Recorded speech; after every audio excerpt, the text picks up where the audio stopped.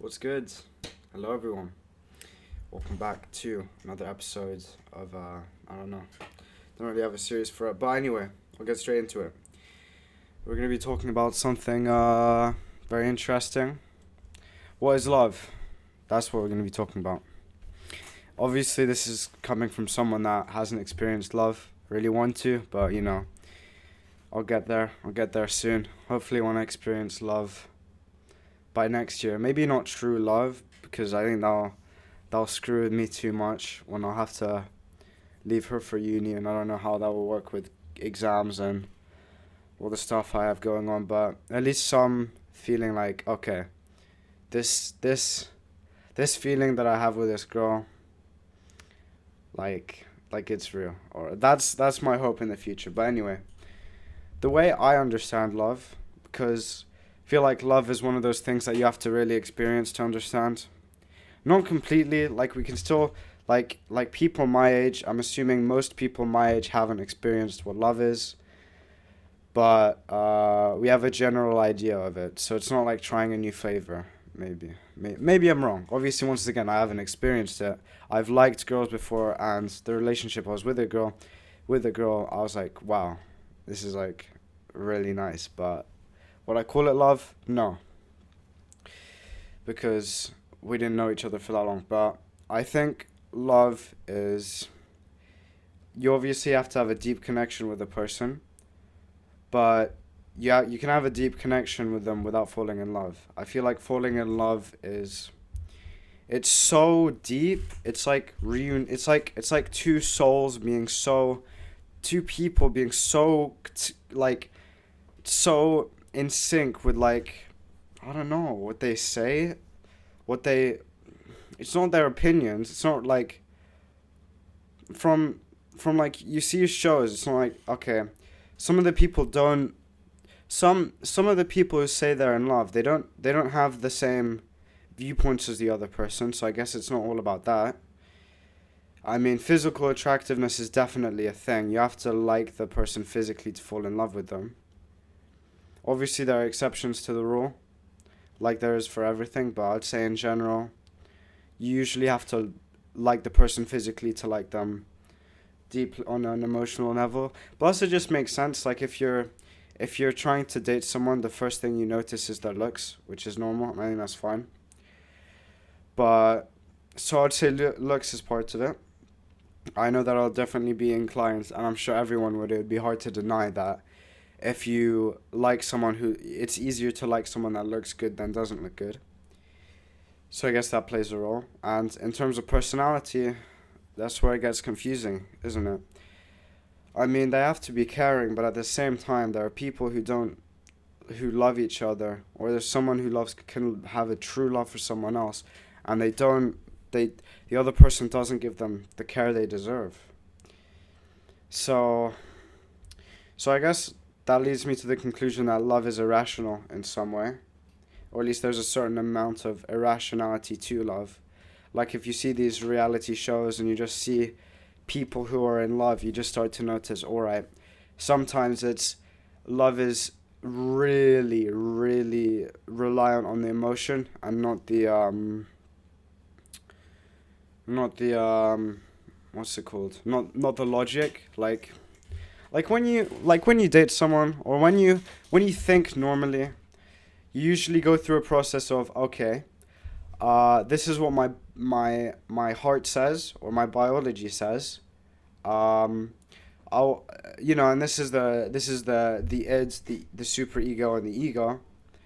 You've got the super ego being the moral, okay, this is how we need to do things, and the id being, I want this, I want that. So I guess love, or at least when you fall in love with someone, your id kind of influences your decision more. But at the same time, it's like your super ego kind of has a factor in it, because you love your partner, so you give them all the care, but you give them care, so you want to protect them. But I would still say that's more it. I wouldn't say there's, okay. Let me just give people who don't do fucking psychology A level more context. You've got the ego, which is, think about it like an iceberg. You've got the ego, which is you, all right? You got the super ego, which is like like half of the iceberg, which is basically how whatever you do that aligns with kind of society, like how you how you make sure that you follow society's rules. You don't kill someone you don't like. You don't harass someone you don't like, stuff like that. Then you got the id, and the id is basically your classic primal animalistic self. That's like, I want to have sex, I want to eat, I want to do this, I want to do that, everything. So I would say love is completely based on what the id wants, because it's not rational. We established that. When you have the I was thinking about this. You have the phrase, "Oh, if you love them, you'll let them go." Like, let's say you're in a relationship, they're not feeling you or something like that, and you let them go, you love them. I would say if you I'd say that's if you care for them. And I think there's a difference between if you love someone and care for someone. Uh, and obviously you have like family love and stuff like that, but that's more unconditional. And you could say, yeah, but you could surely why isn't true love unconditional? Well, because you have to know the person, and you have to know the person. That's a fact. If you look at by default, true love can't be unconditional, because when you first of all, when you're trying to find a partner that you want to say, I want to love them unconditionally, already you're looking at their physical features to determine if you like them or not, which is perfectly normal, and that's how life is, that's how society is. And then you have, okay, the person meets my physical expectations, or at least standards. How are they in the conversation? How much do I vibe with them? And like Gerbert said, a vibe is a really important thing. But at the same time, as vibe is a very important thing, it tells you a lot about a person, like what their kind of attitude. Yeah, vibe is, attitude and stuff. But at the same time, I think I'm saying this because I'm bad. I'm good with talking to people, but I'm the only group of people I'm not good at talking to is people that I actually like, and people that might like me. Like, just anyone that shows a big like affection towards me, like, it's harder for me to talk to. And I've realized that, like, even like, this is with girls that I might like, or girls that might like me, and like other people I love, like my family. Like, my mom goes on trips to Dubai a lot, like, and I just have a hard time like texting her and talking to her. I only like talking to her when she's here next to me, because I don't know, it's just not for me, you know what I mean? Maybe I'm stupid, maybe it's just me, but that's how I see it. And that's why I just hate texting. I'm getting better at it, but I just hate texting. I hate texting people I like. It's just, I can text friends, any friends, but people that I would say I love, or not even love, because I'm not saying that every girl I text I love, but just like girls that might have a romantic interest in me, I have a hard time texting them. Not that there's too much. I'm not trying to say I'm a magnet over here, but I just find it hard, because I'm like, I wanna I don't know. But back to it. I guess with love, I mean, with love, you want to be with a person for the rest of your life. And once again, like I mentioned before, oh, I hope my gain isn't too low. Yeah. Like I said before, I think there is a difference between loving someone and caring for someone. If you care for someone, you'll let them go. You'll let them follow their passions and do whatever they want. If you love someone, innately speaking, you're gonna be more selfish. Because I think, once again, the love is something completely to do with the id. And I feel like the whole love space, or romantic space in general, is a very irrational thing, right? There's so many other emotions at play when you mess with someone that you like that. And I'm not talking about family this time. I'm talking about relationship type of love, or even not even that. Even liking someone. you're less rational overall. In my opinion, I think that's because of nerves. Not nerves as in you have the nerve to do this, as in like nervousness, or at least in my case it is. In other people's case, it might be it's either nervousness, lust, or nerve. You could fear love because of either nervousness. In term, nervousness is tying into fear and everything as well. By the way, you have what's that? You have nervousness. You have lust that can create irrational choices. There was one other, I think. Nervousness, lust, and maybe that's it. Maybe that's it. Maybe just I don't know. I don't know. But okay, well, 10 minutes in, we've established that love has a lot to do with looks, with your vibe, your vibe, your it's irrational. Um, lust and what's it called? Shit, I forgot. Sorry, lust and nervousness plays a fact in it. But what else? See, there's these stories you get when little kids love each other. Like you have two kids and they fall in love with each other. I used to be in a relationship when I was 6 years old. And do we see? Love isn't all sexual. That's the thing. And I'm not once again. I'm talking romantic love, not family love. I'm not trying to be sus, but in terms of romantic love, it doesn't always have to be sexual. Asexual people can already love, or pansexual or whatever, can love people, can love other people, without any sex being involved. So I guess you could say there's looks isn't a huge thing, but it's so hard for me to talk about, especially if I've already not experienced love and I'm not asexual. I'm completely heterosexual. But I'm see, if that's the case, then what separates a best friend from a person you love? I would say all people you love. No, I was going to say all people you love have to be your best friend, but they don't have to be, I don't think. Because you can have really rocky relationships with people, but what are those, what is it? Like, what's the thing that makes them go like, I love this person, I love you? I don't know.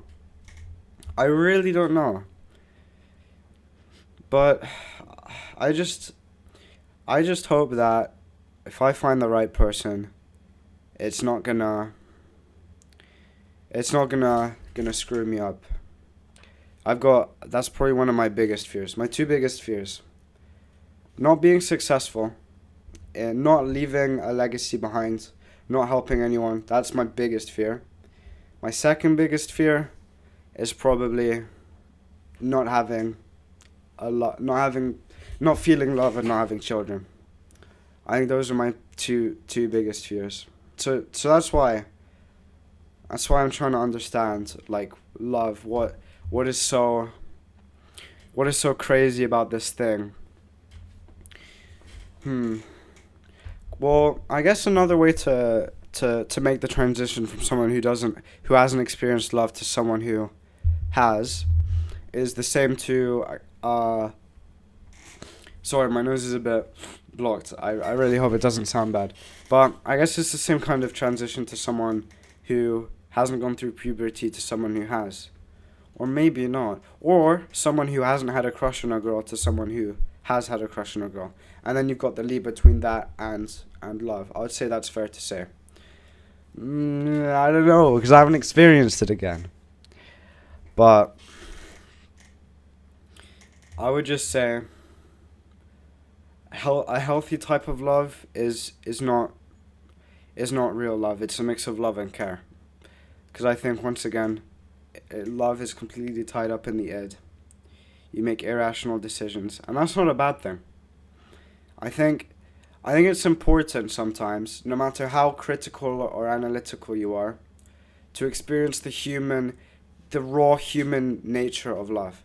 Because we have all of these restrictions in our society nowadays. Oh, you can't say this. Oh, um, you have to do that. You have to get a job. You can't hunt animals. You can't say this because they will offend that.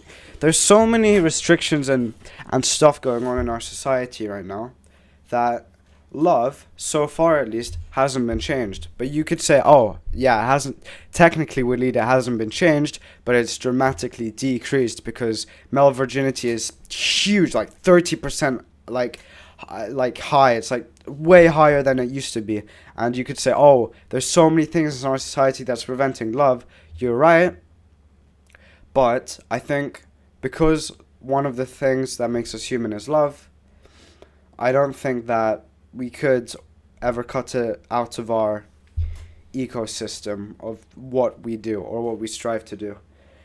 Like, there's restrictions from it, but I think that if we ever do have a day where love is cut out of our lives or cut out of our mindset, just like hunting animals were. I don't have to hunt an animal. That didn't have a huge effect on humans because we found alternatives. We found translations to that, like jobs, and that's how we get our food, by working. So it's like a transition, if you get what I mean, but it's not the direct thing. I think if we try to find a transition to love, I think that's when society has failed. Because there are very, very, people say, oh, that's what makes you human, that's what makes you human. Let's be honest, there are very, very few things that make us human, but they're so big and important. This cat, Mimi right here, she doesn't do shit. She pretends she looks after the house. She does. She's an angel. She fights foxes. But let's be honest, she's not really protecting us. No offense.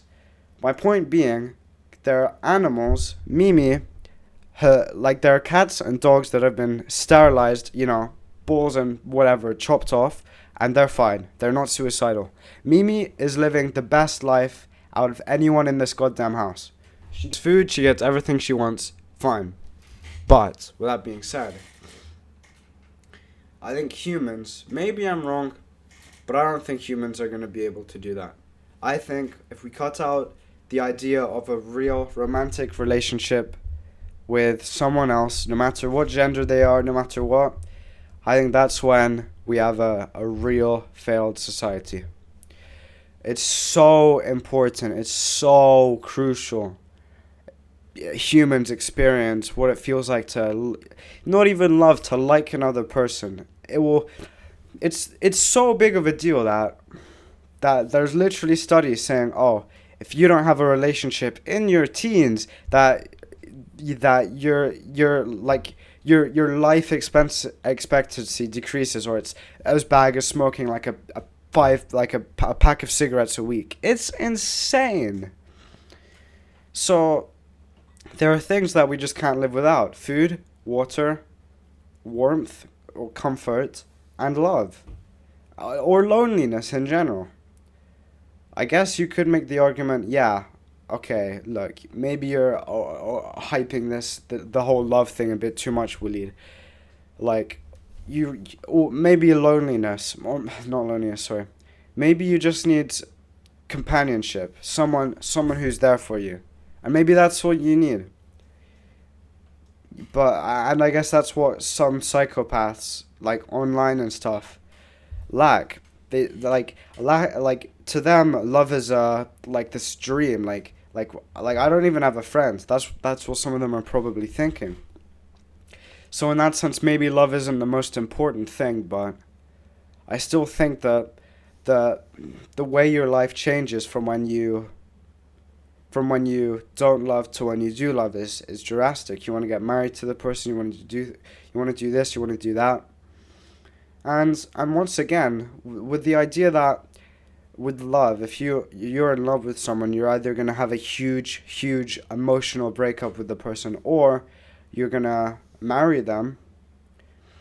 I think it just goes to show you the two extremes that love can do for you. Because if you fall in love with someone and it doesn't go well, no matter how it broke up, even if it was like, okay, we shouldn't be together because of this or that, or oh my god, someone cheated, blah blah blah, it will have an impact on you. It's because love it's kind of, love isn't unconditional to start off with, but through a developed connection, it's like familiar. It's like love as it's like, I'm not gonna say the reference, but someone said this. Love is like familiarity over time. But the more you do that, and the more love you feel for someone, the more unconditional it gets. So, like, I want to use an example, but it's not my place to use the example, so I won't. But yeah, I just think it's, I don't know. I'll make a conclusion. I'll like say a word, like a conclusion thingy. Love is irrational. Everyone should experience love. Um, and yeah, I hope I'm gonna do a video if I ever get a girlfriend and I love her, or someday in the future. This video, I will make this video titled "Love from Someone Who's Experienced It," and it will be like a really good video. I can't wait for that video. But see you guys later. I hope this was a bit more based than my other one. Bye.